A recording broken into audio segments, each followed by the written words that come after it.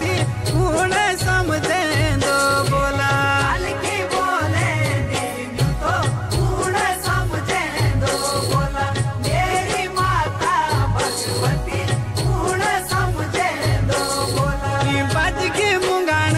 लगान माता बजा दे ढोला मेरी माता भगवती माता बजा दे ढोला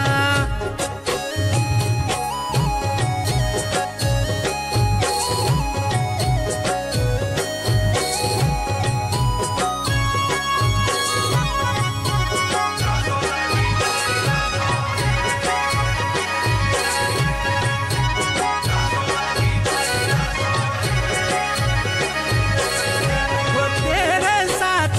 चलंदी कोटा किले कोटाल्या अगवाणी नार सिंगा कोटा किले कोटाल्या तेरे साथ चलंदी कोट किले कोटाच्या अगवाणी नरसिंगा कोट किले कोटाच्या वो तेरे साथ नाचंदी शेवकारीले माचऱ्या मेरी माता भगवते शेवकारीले माचऱ्या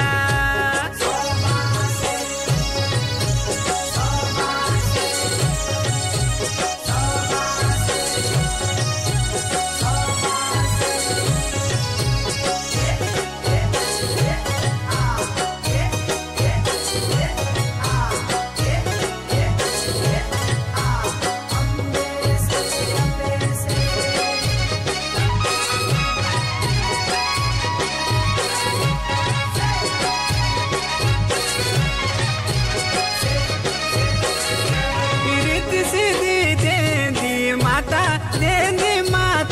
वरदानो मेरी माता भगवती देंदी माता वरदानो सिद्धि सिद्धि देवी माता देवी माता वरदानो मेरी माता भगवती देवी माता वरदानो निर्धनो देंदी माया निसंतानो संतान मेरी माता भगवती निसंतानो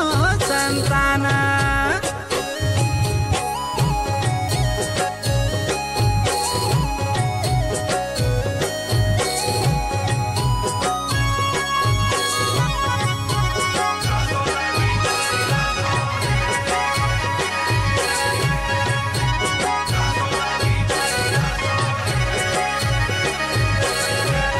इतिहासुमा छाप्युछ तेरो ओजरी गढ़ मेरी माता भगवती तेरो ओजरी गढ़ इतिहासुमा छापुछा तेरो ओजरीगढ़ मेरी माता भगवती तेरो ओजरीगढ़ राजा महाराज का जमा